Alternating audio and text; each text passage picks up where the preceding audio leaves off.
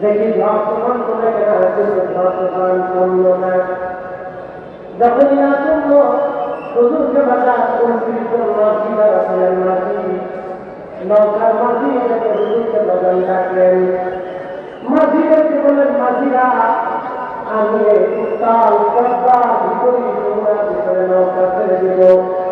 কারণ আমার পীরের দরবার থেকে হুকুম হচ্ছে আমাকে কুরবানির ভিতরে দরবার শরীরে আদায় করতে হবে। যদি এই উত্তাল নদীর মধ্যে আমি ঝাঁপিয়ে না করি রওনা হবে, তাহলে দরবারে আদায় কুর শরীরে আমার দেওয়া হবে না, পীরের হুকুম মান্য হয়ে যাবে। অতএব আমি উত্তাল নদীর ভিতরে রওনা দিতে চাই, তোমরা কি বলো?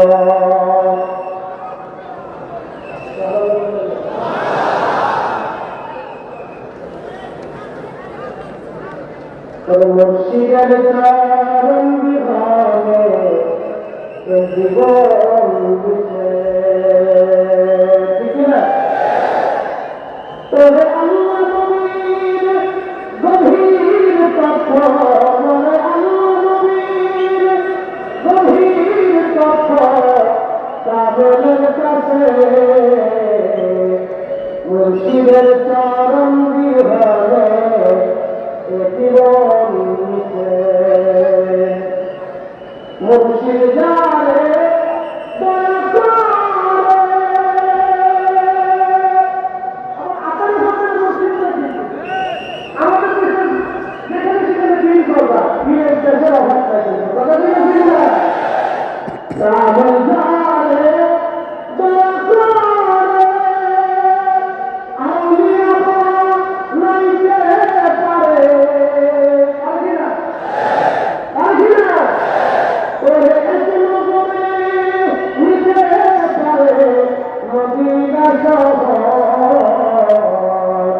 মুর্শিদের চরণ বিভাগে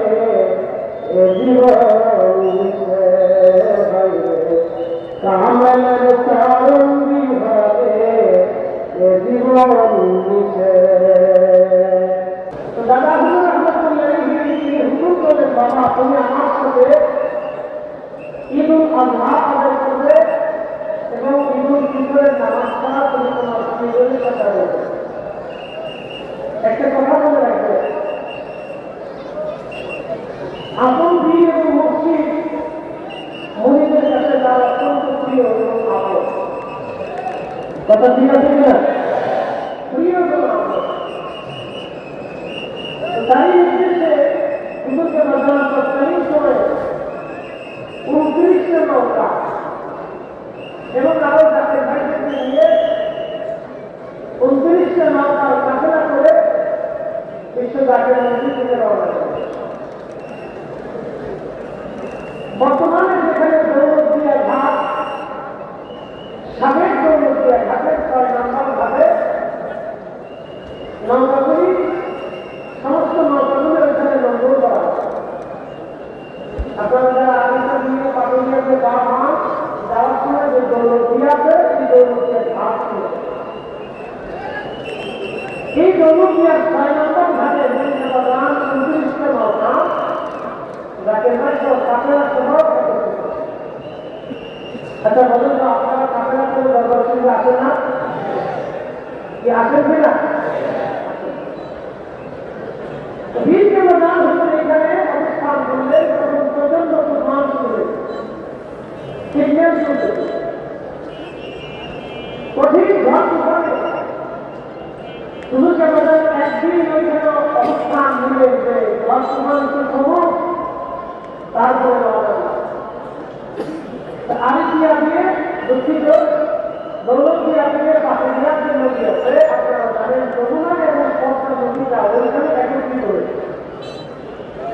জায়গাটাকে খুব ভয়ঙ্কর একটা নদী, মোহনা নদীর মোহনাটা খুব ভয়ঙ্কর জায়গা। যমুনা এবং পদ্মা নদী একসাথে মিলিত হয়েছে এই জায়গাটা। আদিটা পাটুরিয়া দিয়ে পদ্মা নদী হয়ে চলে গেছে মেঘনা। খুব মনোযোগ দিয়ে পীরকে বাজার একদিন অবস্থান করলেন যে সেটি ঝড় প্রধান করবে, কিন্তু ঝড় প্রধান তো কমলই না, তোমার আরো বাড়বে। না হয় না আরেকটু করে আমি আপনাদেরকে বুঝাচ্ছি আমার জন্য পরীক্ষা আছে কিনা আপনারা তারা লেখাপড়া করেন পরীক্ষা আছে কিনা কি পরীক্ষা আছে কিনা ইসলামের পরীক্ষা আছে কিনা আল্লাহ বলেন ولنبلونكم بشيء من الخوف والجوع ونقص من الأموال والأنفس والثمرات আসলে ওয়াক্ত আমার দরকার আল্লাহ যদি যেতে একসাথে চিন্তা করতে পারতাম তো এই 2-10 মিনিটে আপনি এই 2 বছরের বিষয়গুলি উপস্থাপন করে শেষ করা যায় তারপরে তো হুকুমের দরকার হুকুম আসছে দাঁড়িয়ে গেছে এটাই খাবার কিছু করার যায় সময়ের সংকটের ভিতরে আপনাদেরকে নিয়ে কিছু কথা আমি ছিল আল্লাহ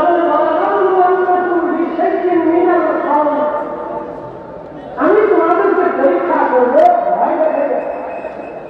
কি দেখে জোরে বলে আরো জোরে বলে ভয় দেখে পরীক্ষা করবো অনেক আমার তোমাদের নাম সম্পদ সহায় সম্পদ তুমি আমি নষ্ট করে দেবো ক্ষতিগ্রস্ত করিয়া পরীক্ষা করবে আমি খুশি তোমার জীবন কেড়ে নিয়ে আমি আল্লাহ পরীক্ষা করবো তোমার সত্য সেবন করি নষ্ট করে দিলে আমি আল্লাহ তোমার পরীক্ষা করবো এখন আমি আপনি উন্নতি জানান অবশ্যই এই সময় যারা সবর করে আমি আল্লাহ পক্ষ থেকে তাদের জন্য সুসংবাদ একসাথে বলি আল্লাহ আকবার না আপনার জন্য আওয়াজ দিচ্ছে মনে হচ্ছে সকালে থাকবে বেশি কষ্ট হতে হবে দরকার সঙ্গে ভালো লাগে কি লাগে না এখান থেকে একটা খোরাক পাবেন ভাত খেতে পারেন না পাবেন রুহের খোরাক পাবেন কথা ঠিক আছে কিনা রুহের খোরাক এই উপস্থিতি খুব মনোযোগের সাথে শুনবেন হুজুরকে বাজান একদিন অনুষ্ঠান করার পরে চিন্তা করবেন দেখি ঝড় তুফান করে কেন কিন্তু ঝড় তুফান কমল না যখনই না কমল হুজুরকে বাজান উনত্রিশ মাঝি দ্বারা ছিলেন মাঝি নৌকার মাঝি এটাকে হুজুরকে বাজান ডাকলেন মাঝিদেরকে বলেন মাঝিরা আমি এই উত্তাল পদ্মা ভিতরে নৌকা ছেড়ে দিব কারণ আমার পীরের দরবার থেকে হুকুম হচ্ছে আমাকে কুরবানির ভিতরে দরবার শরীরে আদায় করতে হবে যদি এই উত্তাল নদীর মধ্যে আমি ঝাঁপিয়ে না করি রওনা যাবে তাহলে দরবারে আদায়পুর শরীরে আমাদের দেওয়া হবে না পীরের হুকুম মান্য হয়ে যাবে অতএব আমি উত্তাল নদীর ভিতরে রওনা দিতে চাই তোমরা কি বলো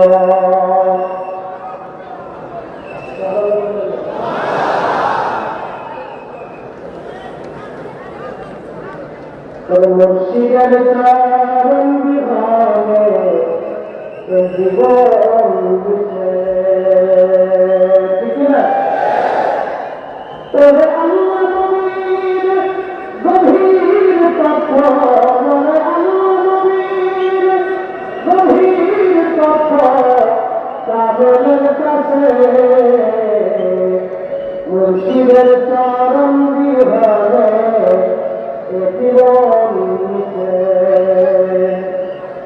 মুর্শিদ যারে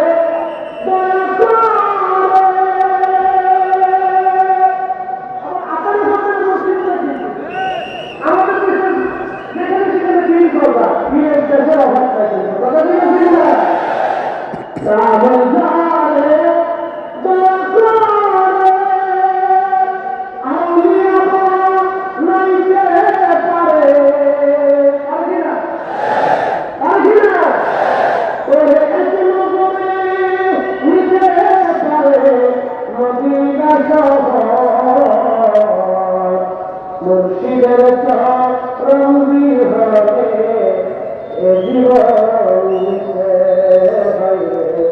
কামলের চরণ বিভাগে জীবন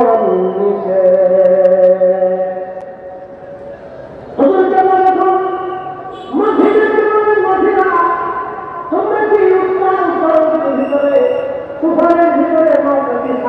না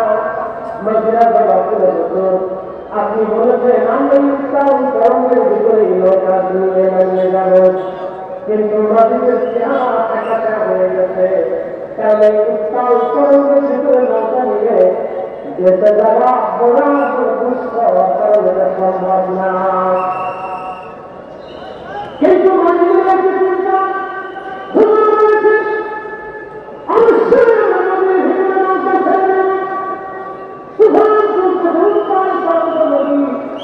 বুঝতেই পারতেছেন এখনকার দিনের মতো তখনকার নদী একরকম ছিল না তখনকার নদী ছিল আরো কষ্টতা এবং নদীতে আরো ভয়ঙ্কর পদ্মা নদীর স্রোতের কথা বলার জন্য তাদের বুক কেটে এতই স্রোত ছিল আর এত ভয়ঙ্কর তখন ছিল আশ্বিন মাস শ্রাবণ ভাদ্র এবং আশ্বিন একবারে ধরা পদ্মা উত্তাল তরঙ্গ পদ্মার ভিতরে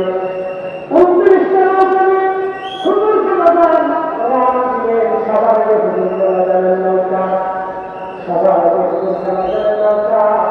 নৌকা সাল করে দেওয়া হলো বাতাসের স্থানে চোখের বিপরীতে নৌকা চলতে লাগলো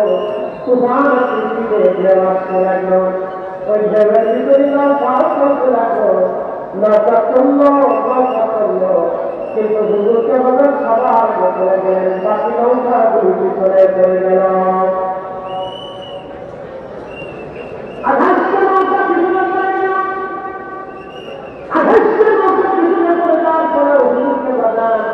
তিনি নৌকার উপরে আরিসা ঘাটে হুজুরকে বাজার আরিসা ঘাটে দিলেন আপনারা যারা আরিসা ঘাটে আছেন বা এই ঘাট সম্পর্কে জানেন তারা ভালো করে জানেন আরিসা ঘাট হুজুরকে বললেন নৌকা ভেঙে গেছে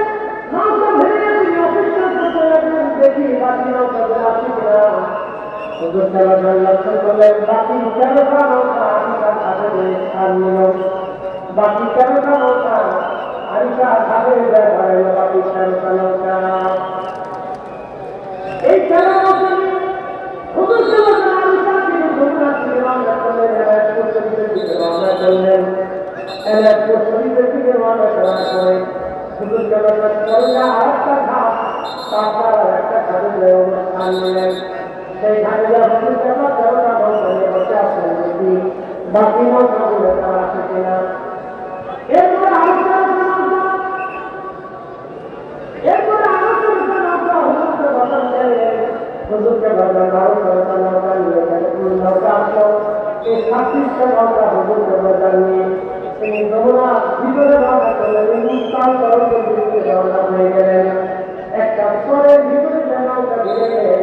এই স্তরের ভিতরে হুজুরকে বসান দাঁড়িয়ে আছেন 26টা নৌকা নিয়ে দেখি বাকি নৌকা দিয়ে আসে কিনা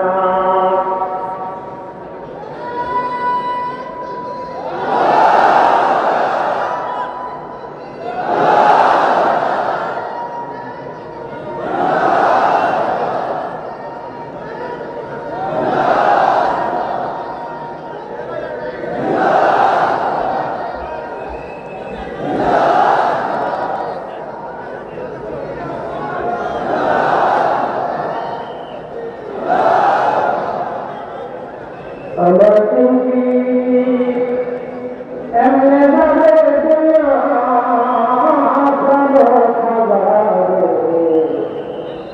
আমার তুমি এমনে যাবে আমি চিন্তিকারী পালন করি ভাইছি হারাইয়া চিন্তিকারী পালন করি ভাইছি হারাইয়া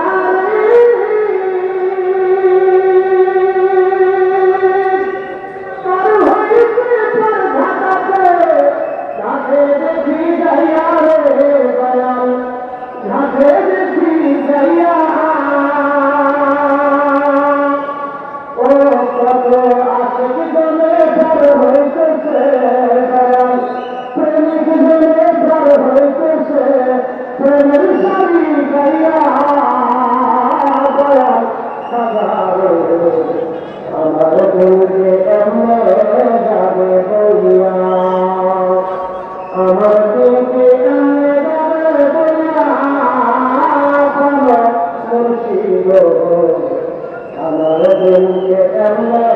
যাবে কইয়া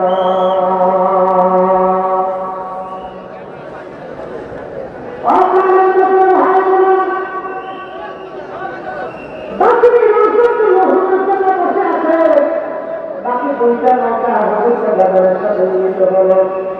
কিন্তু একটা নৌকা কথা আছে এই নৌকাতে ধ্বংসের যারা মরহুমাতুল মান্নান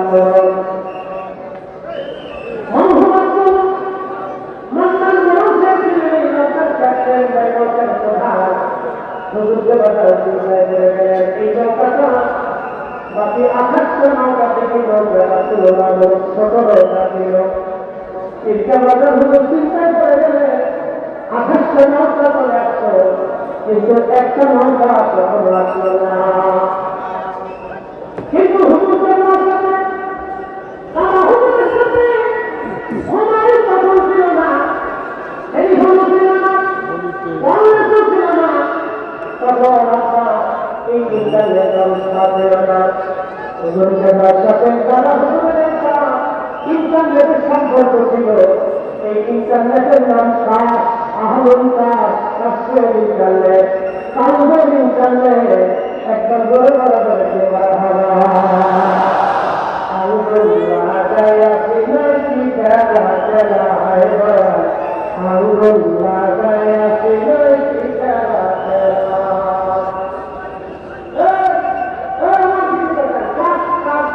মনি তুই হিলা পরে পরে বলে দিল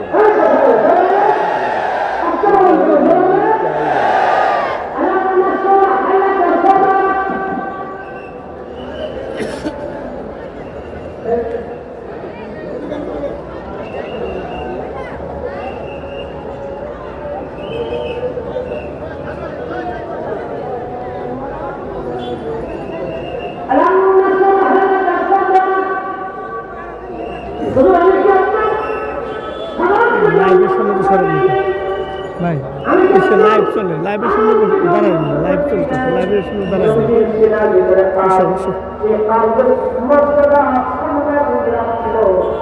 এজন্য আমাদের নবী কালকে আসতে শরীর দেখে আমাদের রসুল দেখে কিনা দেখে কিনা ওই একটা কাজ আহলুল কাশ কালবের ক্ষমতা দেন হুজুরকে বাজার বলতেছিলেন হুজুরকে বাজার বলতেছিলেন কিন্তু তোমাদের দাদা হুজুরের ইঙ্গিত অনুযায়ী আমার কাছে যে মেসেজ আসতেছে সংবাদ আসতেছে সেই সংবাদ অনুযায়ী আমি জানতে পারলাম নৌকাতে কোনো ক্ষতি হবে না কিন্তু বাকি নৌকাটা কেন আসতেছে না চিন্তা করে গেলাম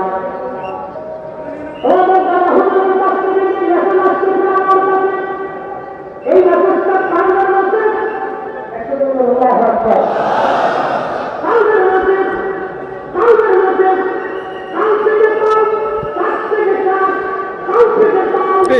লাইভের সামনে তো জানি